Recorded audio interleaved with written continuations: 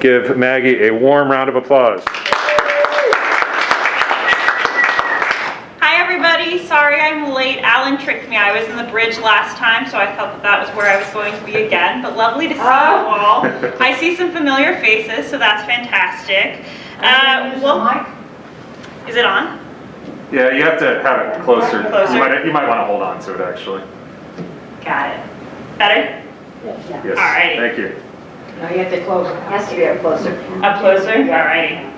Well, hello everybody, and welcome to From Stonewall to Seattle, the history of pride on the Duwamish Peninsula and beyond.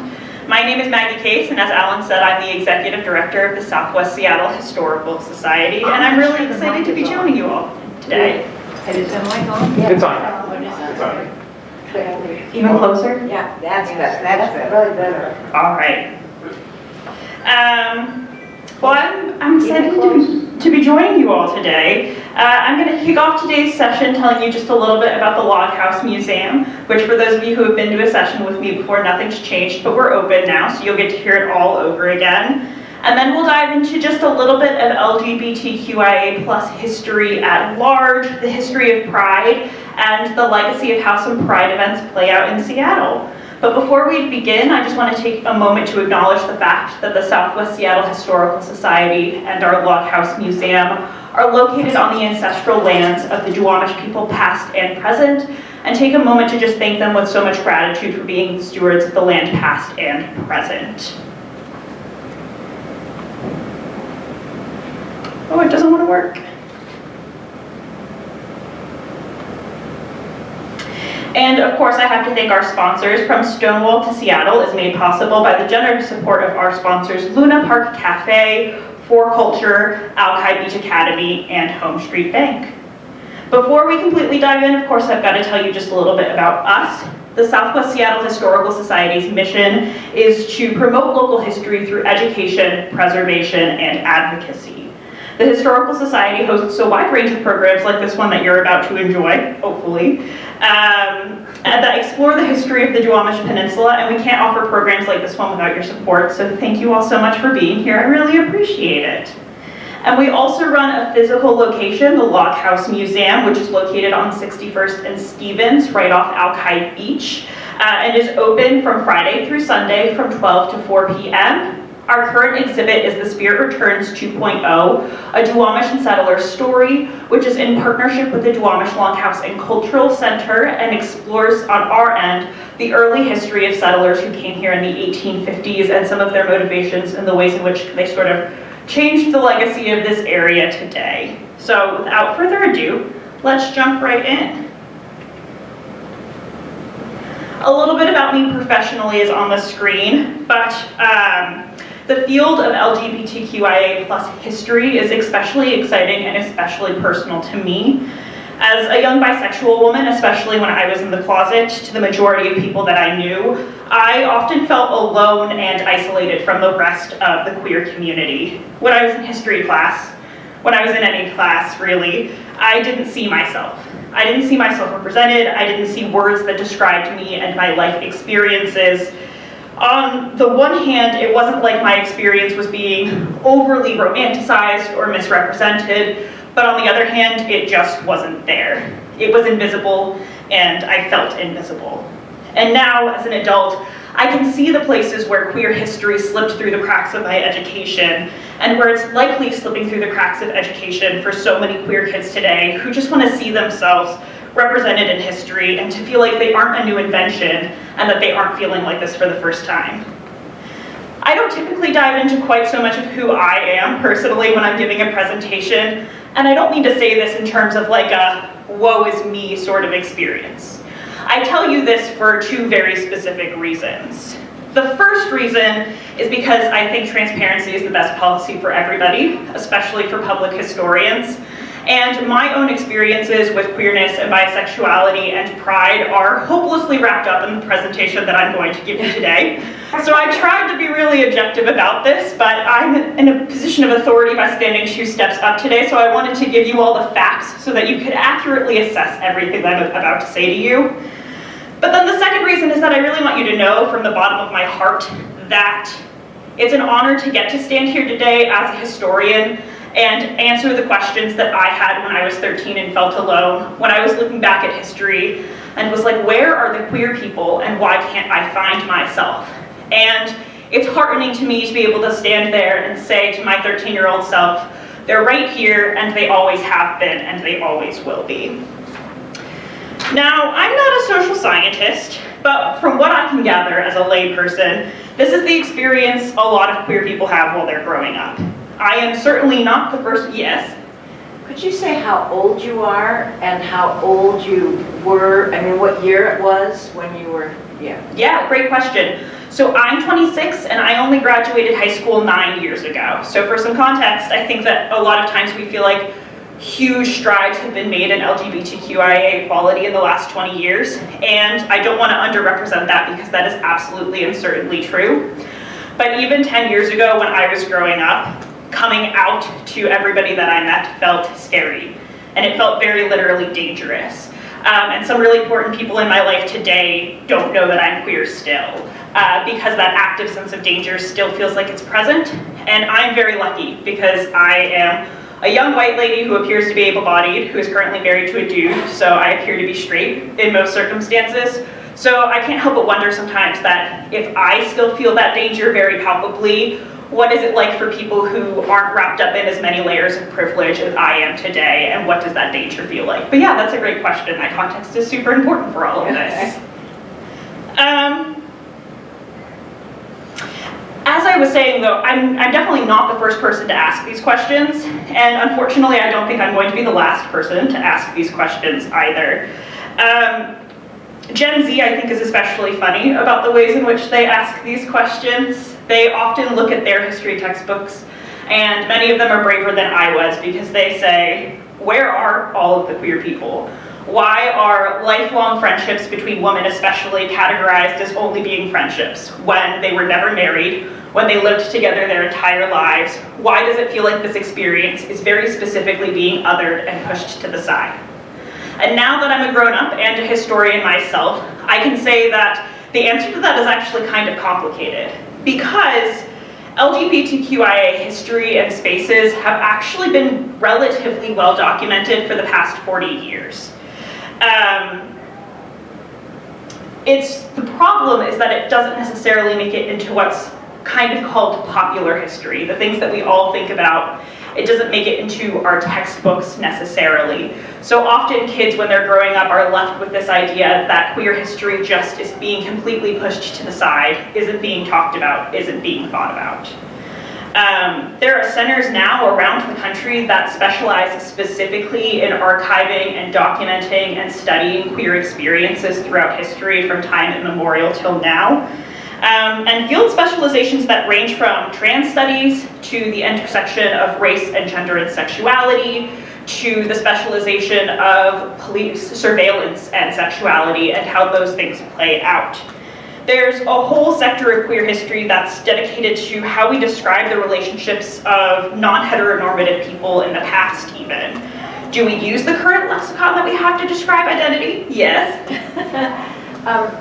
If you could just work in here somewhere about the lesbian and gay archives at the University of Washington. Yeah, absolutely. Okay, thanks. Yeah, no problem.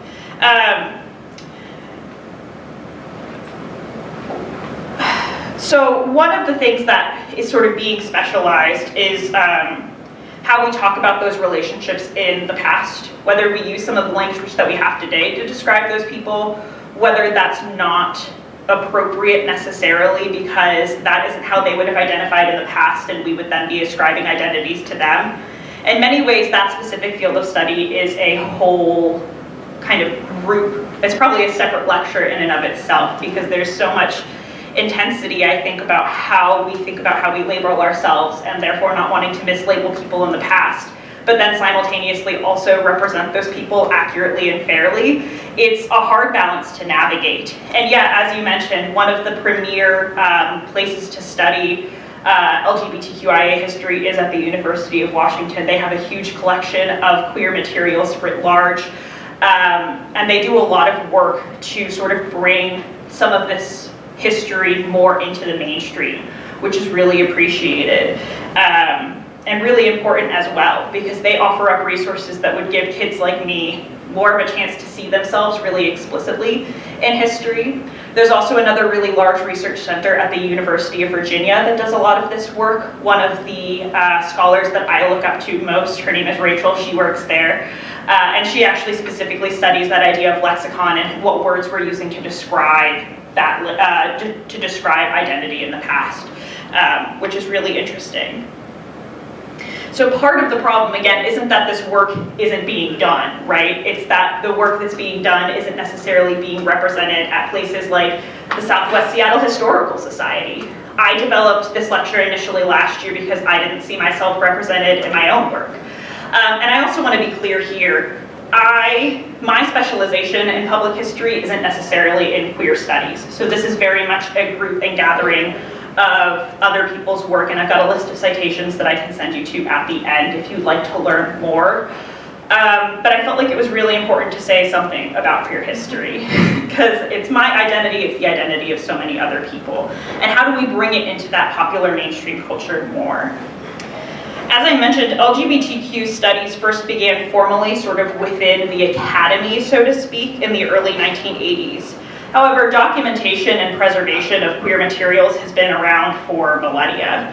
For decades and decades, one of the primary methods of passing down knowledge in queer communities has actually been through oral histories, through storytelling.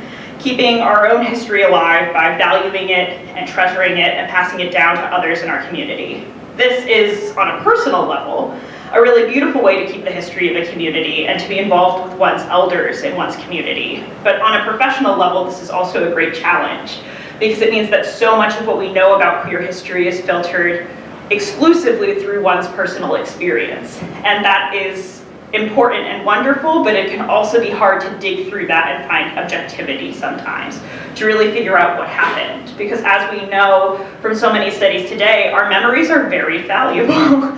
They change often, and the more often we remember a specific event, the more it actually changes. So studying things through only oral histories can be a really big challenge for academic historians. Luckily, I'm not an academic historian, I'm a public historian, so that's not really my personal problem, but hey, thought I'd throw it out there.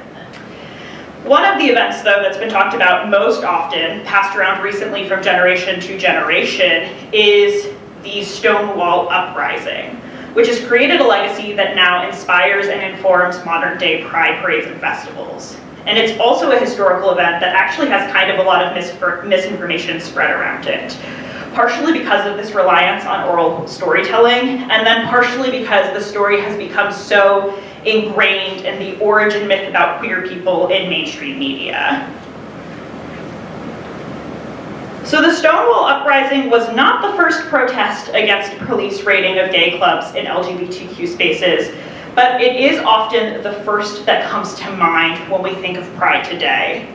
The Stonewall Uprising was actually one of the key catalysts to sparking a movement that is still alive and well today, decades later. But to begin, we have to travel back to 1960s New York. On June 28, 1969, NYCPD raided the Stonewall Inn, a gay club located in Greenwich Village. These raids were common at the time in New York City and across the country. But in the 60s, specifically in New York City, seeking out a same-sex relationship was illegal. And this led to a rise in bars and clubs for LGBT people, places where individuals could be themselves and socialize, hopefully without worry. That was the theory, at the very least. The New York State Liquor Authority, though, had a different take on it, arguing that any gathering of gay individuals was disorderly. Many of these laws ended up being overturned in 1966, but the police raids still continued regardless of that, as many bars operated without a liquor license. This is partially because the Stonewall Inn and many other LGBTQIA bars and clubs in Greenwich Village at the time were actually owned by the Genovese family, one of the big 5 mafia families in the city at the time. Tony Lauria, known by history now as Fat Tony, paid weekly to keep the area's police out of their hair. And this is a bit of a side note, but while the Stonewall Uprising is often cited and thought of as being solely against police violence, there's actually a growing number of scholars who push back against that interpretation. The real event, they say, was much more nuanced, and lots of evidence that's coming forward suggests that it was also equally an uprising against organized crime in the area, which they felt was taking advantage of marginalized groups of people who had very, very few safe spaces in public in order to make money. At the time, many of these LGBT spaces in New York City and in other cities were owned by one of these big five mafia families. Part of what made this very specific raid in June different was the lack of warning that they received that it was going to happen. So typically speaking, bar personnel would have been given a heads up by the police before they arrived, which allowed them to make everything look a little bit more orderly according to the police's standards, a little bit more heteronormative, a little bit more in line with some rigid social structures and expectations. But instead, the police arrived unannounced. 13 people were arrested, many more were treated very violently and aggressively. But instead of dispersing, bar patrons and neighborhood residents decided that they had had enough. There's a persistent question that's asked now today during Pride Month, but honestly also year-round about the Stonewall uprising, which is who threw the first brick? Who threw the first shot glass? And often answers that you hear are Marsha P. Johnson or Sylvia Rivera, two trans activists who had very long legacies already at the time for fighting for queer rights, especially for the rights of racialized queer people, and who were also notably uptown and not at the Stonewall Inn at the time of the raid. Sylvia Rivera actually joked about that a lot afterwards, saying, quote, "I didn't throw the first Molotov cocktail, but I threw the second," end quote. Instead, though, people who were actually there remember one, quote, "very butch woman," unquote, fighting actively with the police at the time and getting very roughed up. And she asked everybody who was there, "What are you doing? Why are you just standing there? Why don't you do something?" In reality, that was the battle cry of the evening. Why are you just standing there? And within minutes after that altercation with the police, hundreds of people had gathered and a protest slash parade slash rebellion slash uprising, depending on who you ask about the situation, had begun. Some say that that woman was Stormy, a bouncer for the inn, who had that altercation with the police.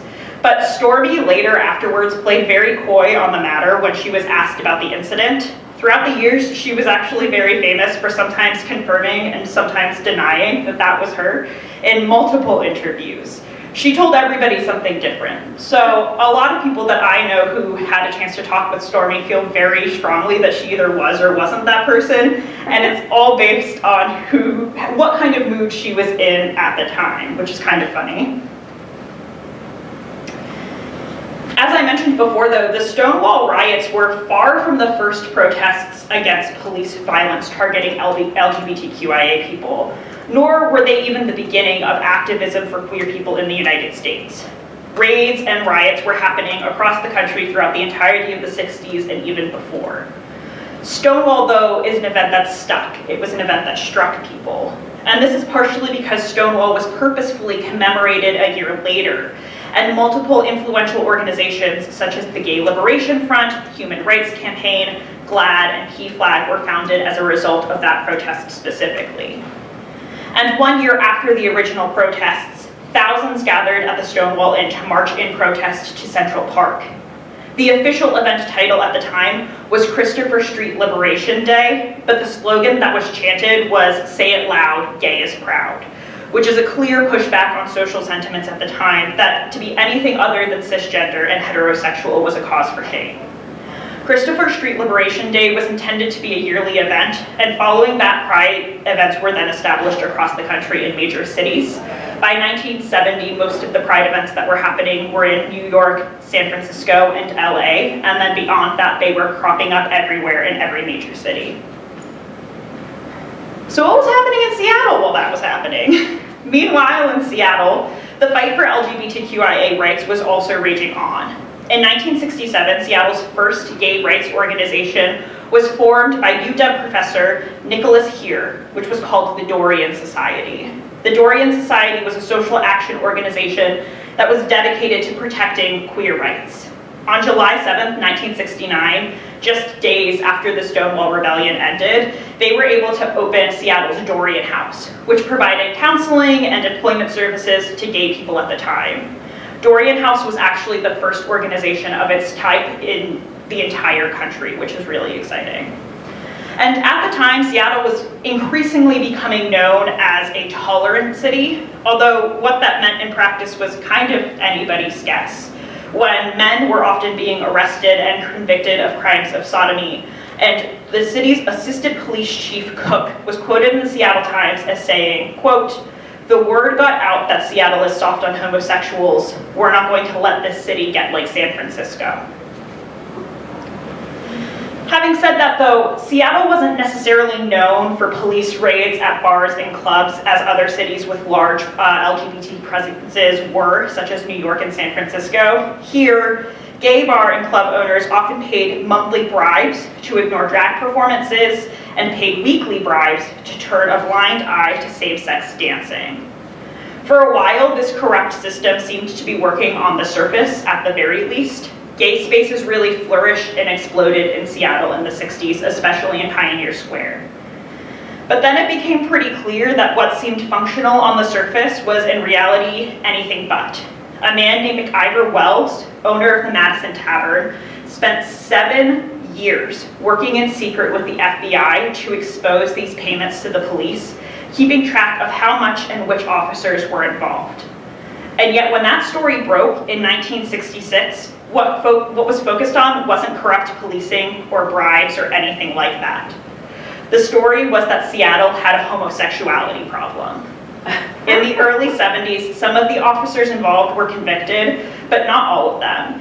And the movement to clean up the force often brought more strife and difficulty for LGBTQ people than the system under the payoffs. Having said that though, Seattle had its first Pride Week in 1974, 5 years after the Stonewall uprising in New York. The march itself initially had less than 200 attendees, and it was not officially sanctioned by the city. The week ended up with a dancing party around the International Fountain at Seattle Center, where Seattle Weekly reported less than 50 people in attendance, but, quote, "the pure joy felt that day was palpable," end quote.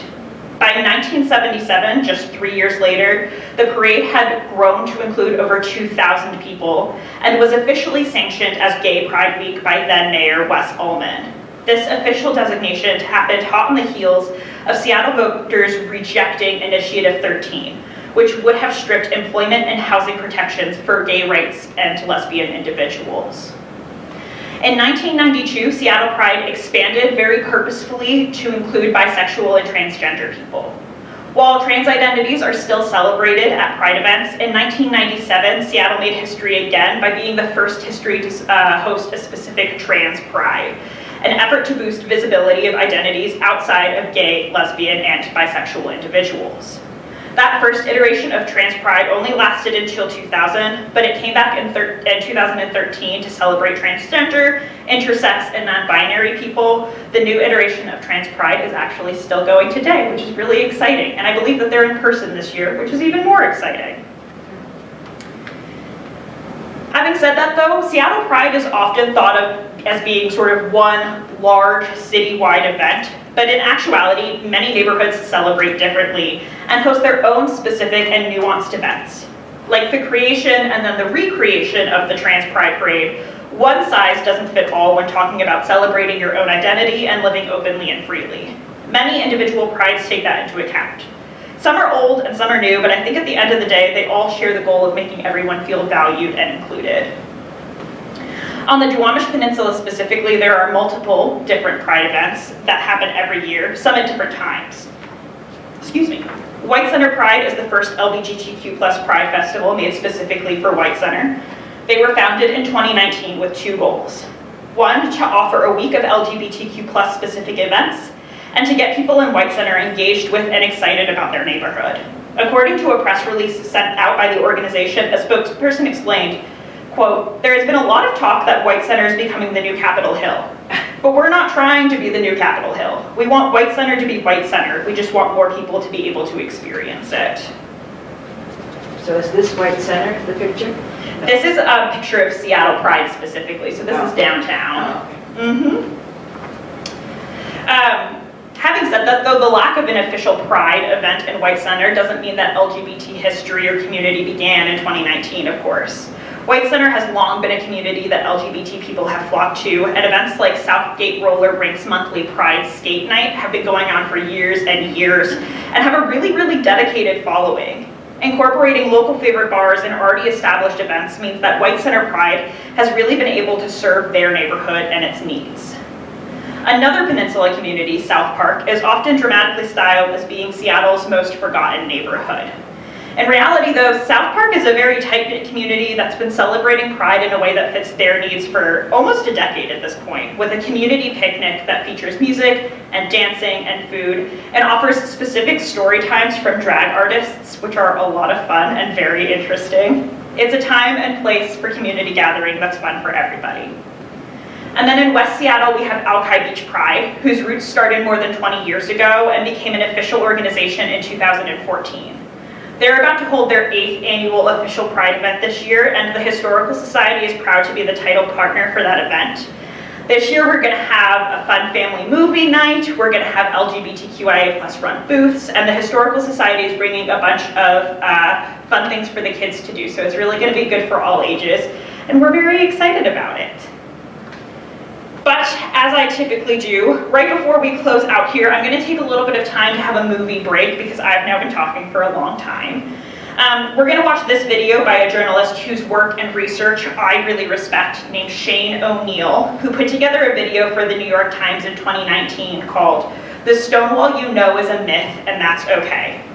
Some of the details that are shared in this video are a little bit similar to things that I've already shared with you, but it also dives a lot deeper into understanding the first night of the Stonewall uprising itself, and why understanding and respecting that evening actually matters to queer communities today. And it also showcases some of that queer storytelling aspect of communities that I was talking about before, so I thought it'd be nice to share.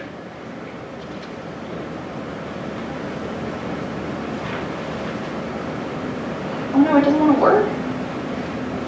Are you connected to our Wi-Fi? I don't know if I'm connected to your Wi-Fi.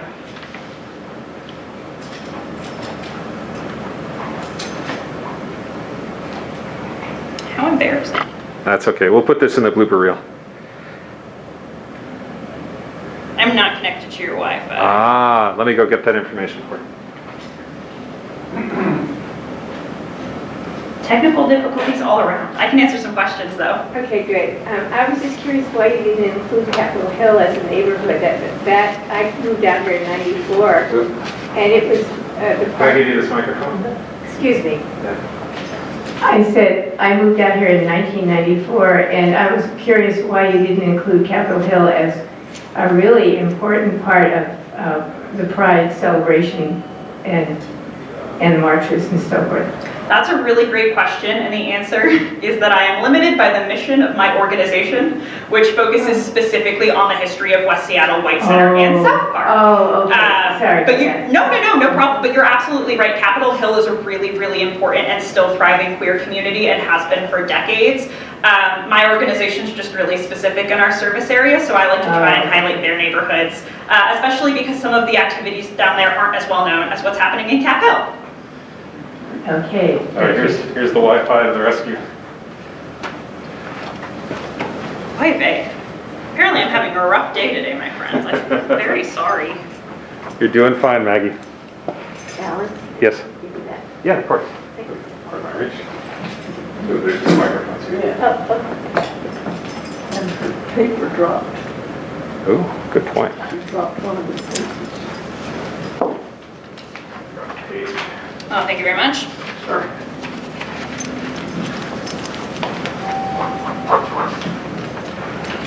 Are there any other questions I can answer while I'm waiting for my computer to get together?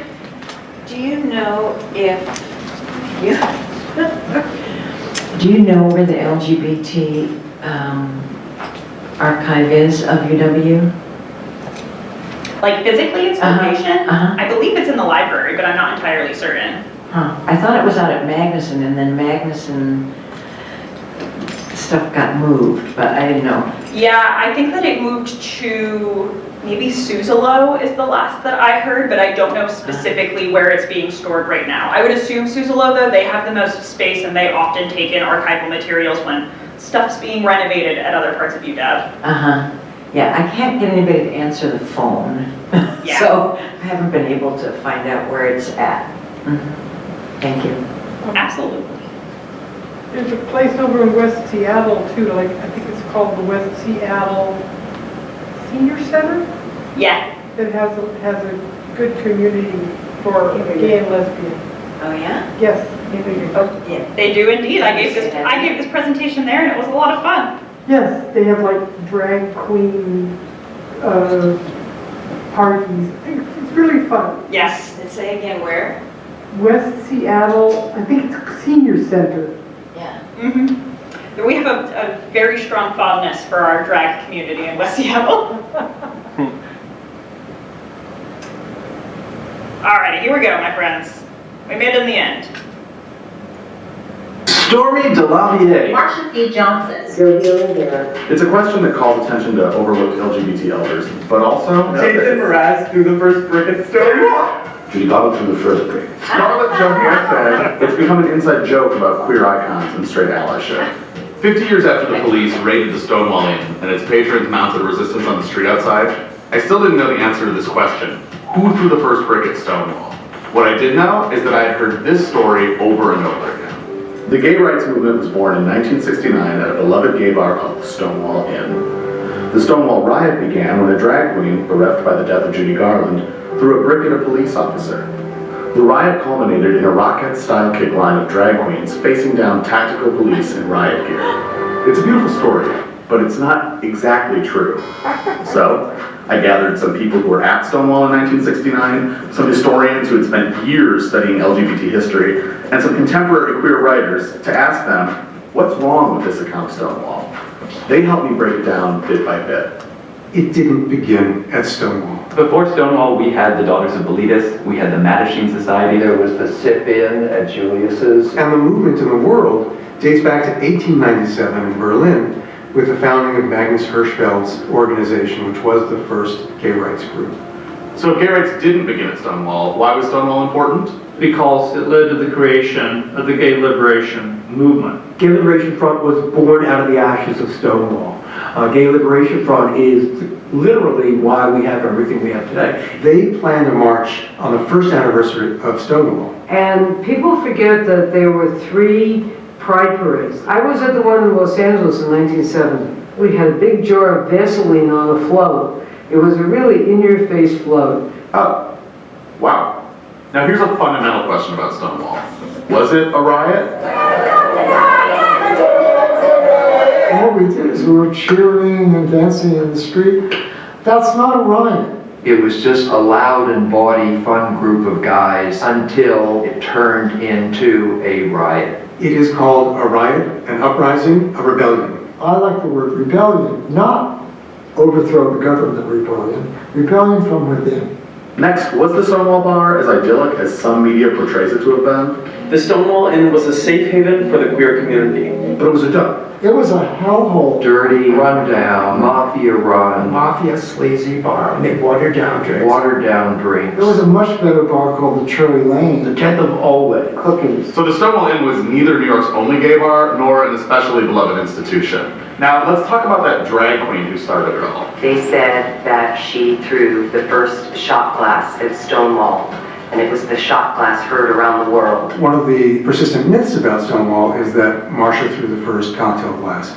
Marsha herself said in an interview that I did with Marsha, I didn't get there until 2. I was uptown, I didn't get downtown until about 2 o'clock, because when I got downtown, the place was already on fire, and it was a raid already. Marsha P. Johnson's friend and fellow activist Sylvia Rivera is also sometimes credited with starting Stonewall. Sylvia Rivera is known for throwing the first bottle at the Stonewall riot. Sylvia Rivera herself said in 2001, I have been given the credit of throwing the first Molotov cocktail, but I always like to correct it. I threw the second one. I did not throw the First of all, that comment was probably tongue-in-cheek. Second of all, it's not certain that Molotov cocktails were thrown at all. Regardless of what Rivera and Johnson did at Stonewall, their impact on the trans and gay movements can't be overstated. When I see people saying Marsha and Sylvia were the ones who threw the first bricks, I want to remember them in a way that feels honest, because Their legacies extend far beyond that night. However, there was a gender nonconforming person that several witnesses credit with catalyzing Stonewall. She was very butch and she was tough, and the police were being rough with her, and she was really fighting back. We have 4 independent accounts who said that this woman's fight with the police is what tipped the scales and set it all off. She called out to the crowd, "What are you doing? Why are you just standing there? Why don't you do something?" Some people say that woman was Stormy DeLarvier, a lesbian who worked as a bouncer at the time. DeLarvier sometimes took credit and sometimes denied her role, but so far there's been no conclusive proof of who exactly that butch woman at Stonewall was. And now, ladies and gentlemen, Judy Garland. Judy Garland's funeral took place at Campbell's Funeral Home on the afternoon before the events at Stonewall. The patrons of the Stonewall used their grief over Judy's death to rise up and fight back. But were the two events related? The worst question that people ask about Stonewall is whether it was caused by the death of Judy Garland. If one looks at the accounts published in 1969, there's only one account that mentions Stonewall and Judy Garland, and that was written by a right-wing columnist to mock the movement. You're trivializing our anger and oppression of 2,000 years to a singer.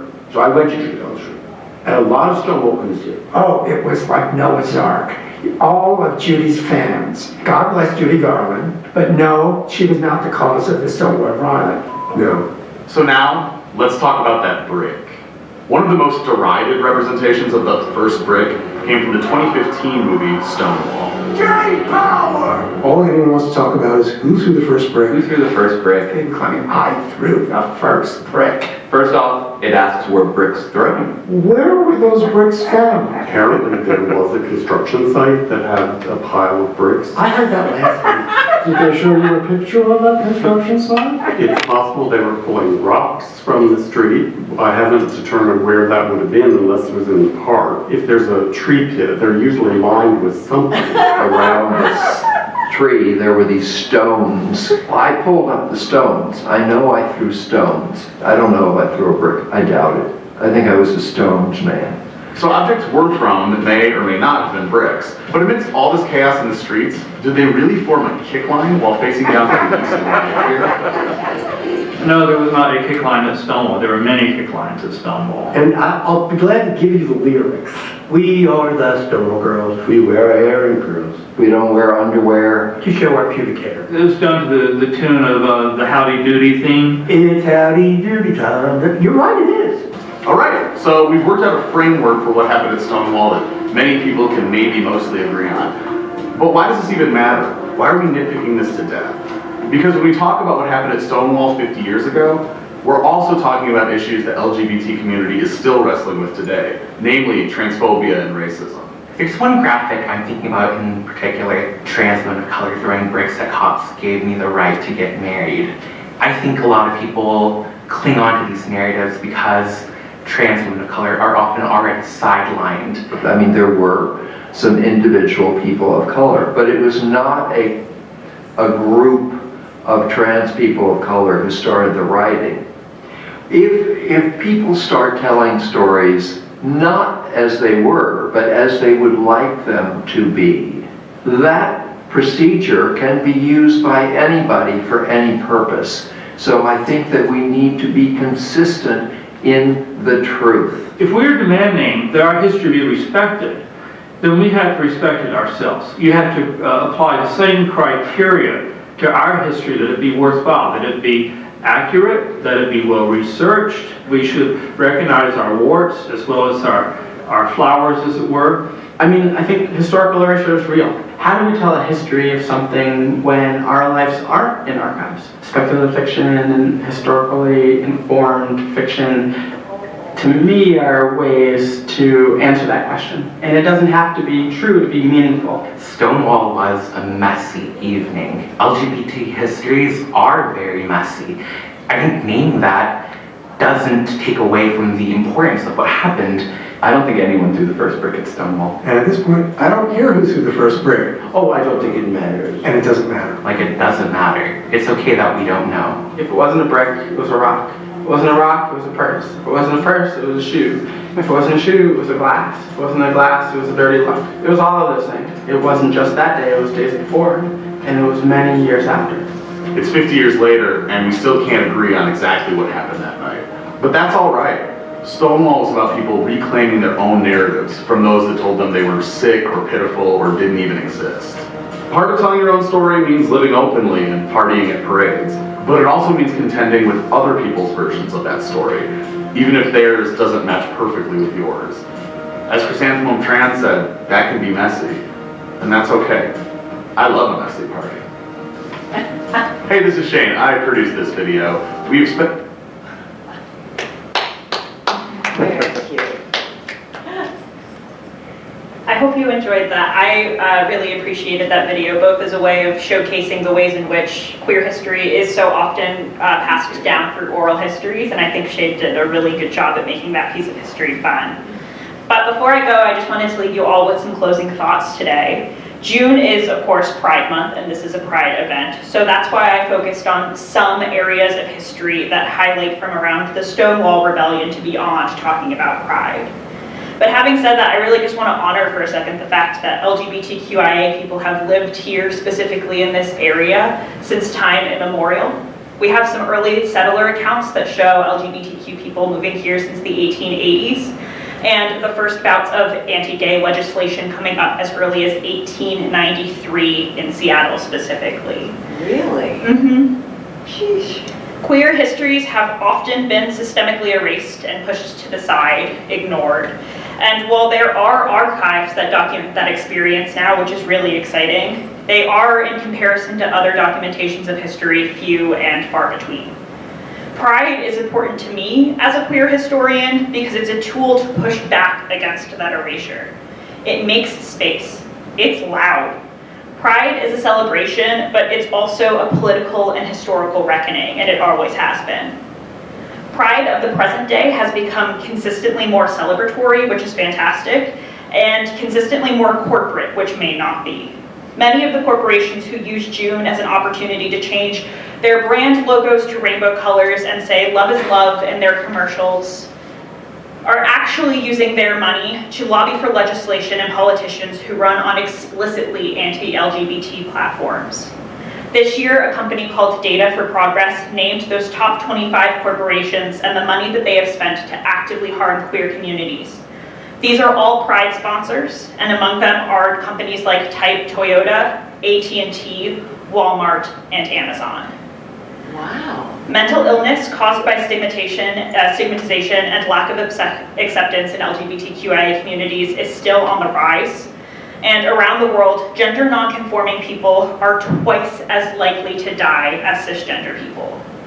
Pride is a celebration, but it is also a riot, because queer communities aren't safe until all of us are safe. Until all of us have access to appropriate medical treatment, mental health treatment, workplace protections, acceptance, the list goes on and on. And until that's true, and even long after, Pride will go on. Thank you all so much for bearing with me, and thank you again for any questions that you may have. Yeah, that's my thing today. Hi. Could we get a copy of that list? Yeah, I like that too. Oh, the data for progress list? Yeah. Corporations. Yes, absolutely, I can Yeah. send that about. If you send that to me, I'll send it out. Yeah, absolutely. The bottom corporation, from what I remember on the list, was Target. They've only given $500, so maybe not that insidious.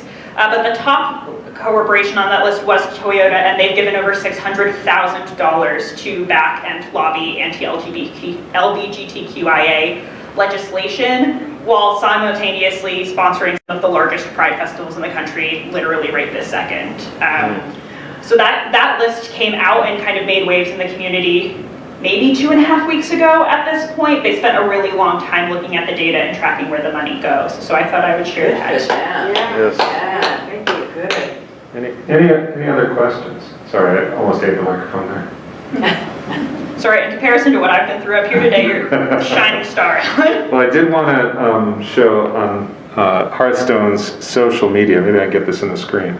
Ooh, we've got a rainbow flag, but I don't think that we're on that list. The Hearthstone is a welcoming and inclusive community for all who choose to work and live here. We stand shoulder to shoulder, hand in hand with our LGBTQ+ residents and employees and presenters on it during Pride Month and every day of the year. So but that was just posted 23 hours ago. Where is it posted? It's on LinkedIn. LinkedIn. I don't know. What is that? I imagine it's probably posted on Facebook and other places too. But who posted it? I don't know. And it's about Hearthstone? It's by the Hearthstone. The Hearthstone posted it. So, you don't know who wrote it? I don't. Well, That's we should okay. have seen it up here. We should have seen it publicly. Yeah, it should have been on Oh. a sign right here. I know. So how I do you mean- get that? I guess I can send it out. Sure, print it up. You should print it up, please. Sure. For heaven's sakes, that's silly that it's not here and it's on LinkedIn. Well, I did put something on the screens. So here's, you can look at it if you want. No, I want You got it? Thank you. Yeah, of course. Hold on. So I did a display of for Gay Pride Day up on the 8th floor. Beautiful. And thank you. And in my mailbox, I got a piece of paper that showed from the Hearthstone information about Hearthstone, how it said that we cannot display anything that's personal or political. Wow. So it would be good if Hearthstone made a statement that people would know about, then I wouldn't get things in my mailbox. Wow. We'll definitely follow up on that. I don't know if you saw the sign that I put up about Pride Month. About what? About Pride Month. It's on all the screens. No, that's not the point. The No, point is no, I get it. Hearthstone's statement, we've never heard about it, and we're residents. Right, no, I understand. I It's in understand. our guidebook, theoretically. I'll follow Thank you. up. Of course. Any other questions? Okay. Well, thank you so much. Yes, thank Always you. excellent. Thanks for coming.